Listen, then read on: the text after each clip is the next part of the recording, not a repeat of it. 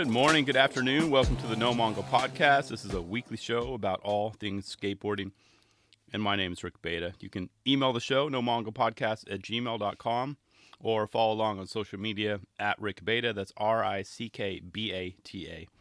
And I hope all is well with you. You're listening to this on a Tuesday or whenever you're tuning in. I appreciate you joining me. So let's get started. So I got caught up on some of my reading over the weekend.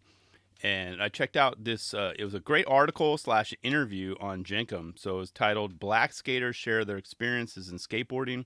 And this one was by Larry Lanza. I'll be sure to include the link in the show notes. But needless to say, anything like this, I'm hopping into it as much as I can. I mean, for one, I want to hear what the skaters have to say, what they've been through. And two, I want to hopefully learn something for myself in the process, to see what I can do to help. So, and this one accomplished both for me. So, and of course, I'm not going to read every single word from every single interview in this, but I just wanted to highlight some key points. There were about 6 skaters interviewed, 5 or 6. And, I'll just include it in the show notes on nomongo.com, or you can just head on over to Jenkem's website as well. It was on, July 31st is when it originally posted. So, all right. So they got things started with Rashad Murray, and let me just tell you this. So if you haven't read it yet, many of the questions were repeated, but then they were also kind of modified depending on the answers, given, and just kind of the flow of the interview. So here's how it went down. So for Rashad's interview, he was asked one of the questions, what does the Black Lives Matter movement mean to you? And his response was, quote, to me, it means fighting back against oppression of black people. It also means fighting back against more than just police brutality. Our health, education, environment, resources, finances, and cultures should be protected. So, and he went on to say also, we must stop all forms of violence and neglect towards black people all over the world. It's sad that there has to be an entire movement for people to know that black lives should be cherished. Sometimes I feel like I'm reminding people that our lives matter, and it definitely gets me. End quote. That one still gets me as well. I mean, just the fact that we still have rampant racism all over the world in 2020. It's just so damn depressing. And as he says, it really gets to him that oftentimes he feels like reminding people that Black Lives Matter. Think about that. It feels you shouldn't have to remind people that, and it just so it definitely gets me as well, Rashad. So I had to note that one. Yeah, this is a good article. Zach Allen, he was next. I wrote down the response to his question. He was asked, what can the normal unsponsored skater do to support black skaters they like? And here's what he said. They can help or uplift black skaters by including them. Help them learn. Look out for them. And just keep it real as you would any other person. White skaters can simply just repost things on Instagram, sign petitions, donate, give back to those less fortunate, and be an ally. And especially, he mentioned this too. During protests, try and make sure black people aren't being mistreated. Very good point there. And, I know a lot of this has been done, but I figured it'd be a nice reminder to remind myself and anyone listening. These are little things that we could do. Next up, they had Kevin Romar. He also chimed in. His was a tough one to read, and what mainly stood out for me was his experience with the Minnesota PD.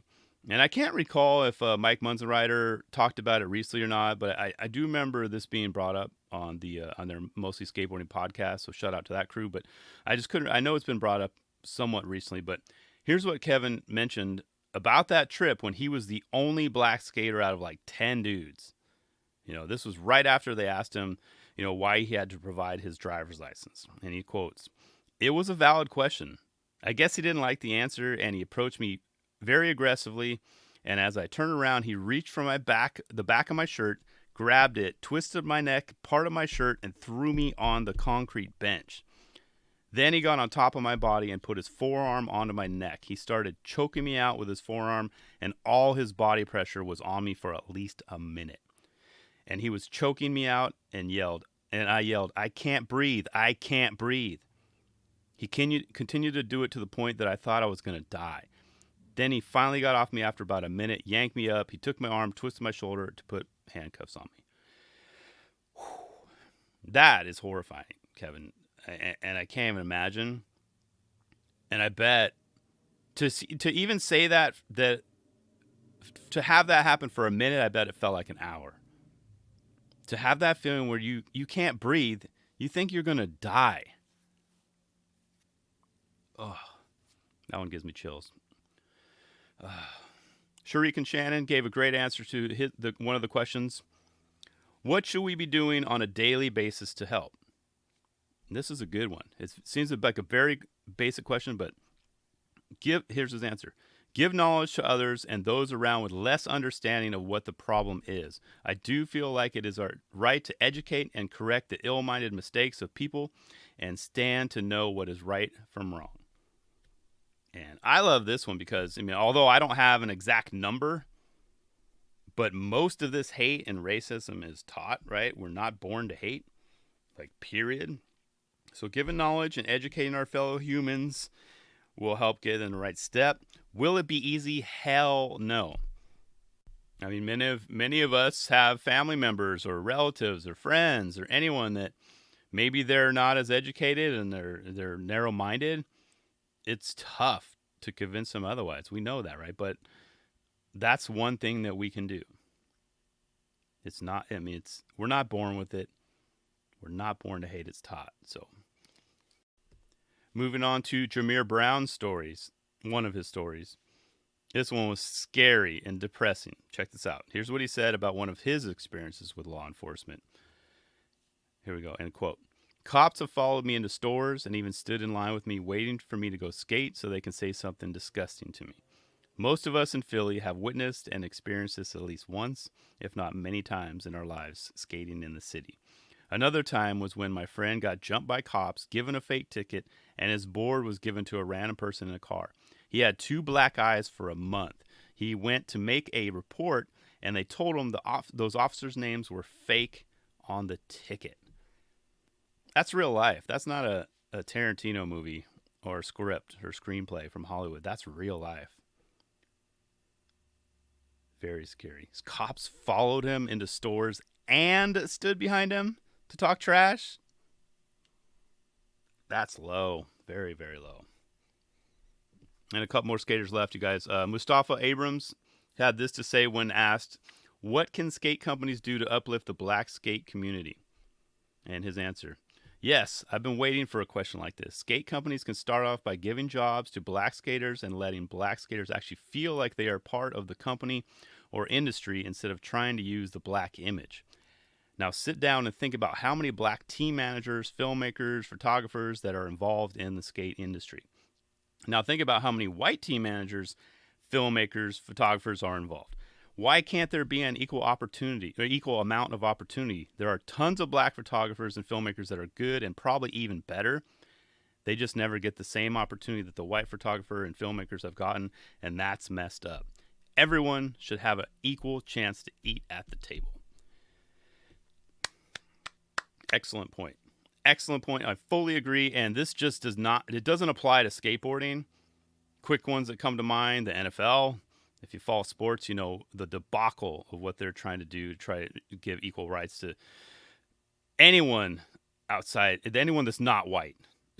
It's very, very white, too white. And in Hollywood, too. The game industry, the list goes on and on and on. But well said. Well said. I appreciate that comment, too.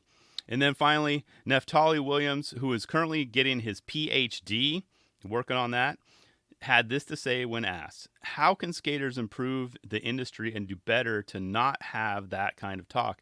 And this was in regards to just the N-word being used, etc. So his answer, the thing that's special about skateboarding is that without having a regulatory body, we're governed by our culture in the moment. The beauty in that is that people will tell you how to be respectful, and if you don't want to listen or don't care, you just don't get the call.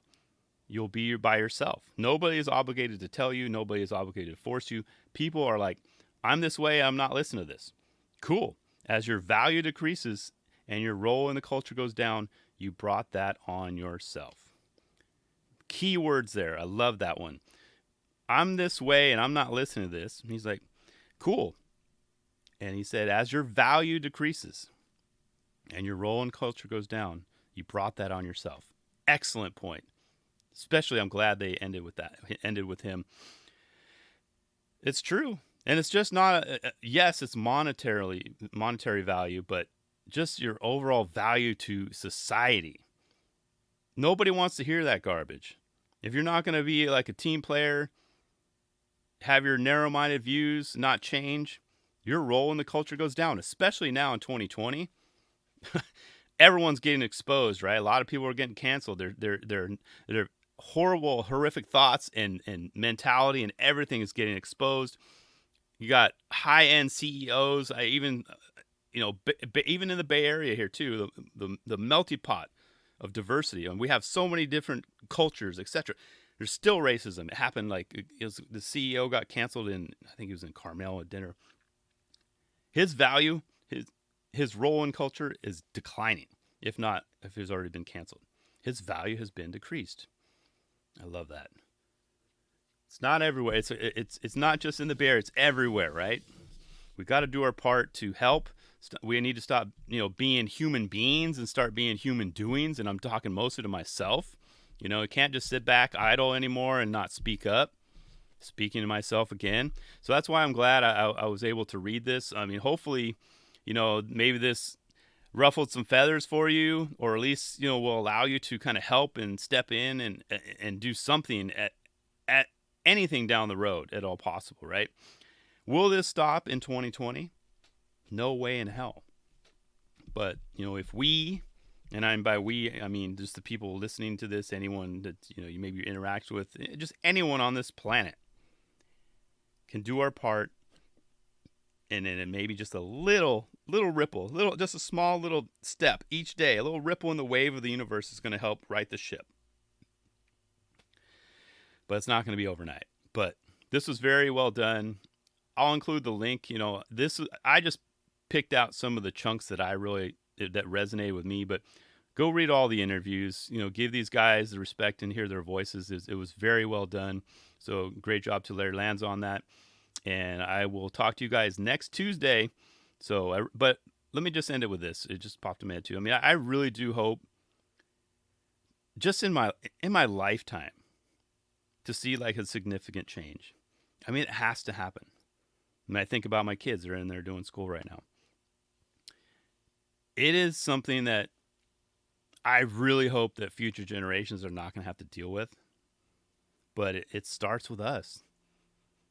It's getting, this year, regardless of the pandemic, we are making changes now that are going to affect 20, 30, 40, 50 years from now. And I think it just starts by just kind of listening, learning, just doing the best you can, helping your fellow, man or woman or child. We got this. And I love. I know we talk a lot of trash about skateboarding in the community. There's the ups and downs. Not every industry is perfect, but I love skateboarding. I love the platform that we have. And I think we can lead. We can definitely set an example, and the rest of the industries or just society, anyone's going to be like, wow, they get it. They got it. They understand this. That's all I got for this week, you guys. I just wanted to keep it on one topic this week. I felt it was very important just to highlight what these guys have said in this interview. I'll tune in. Tune in next week, next Tuesday, same time, same place. And you can check out nomongo.com. In the meantime, I appreciate you guys listening, and I will see you then.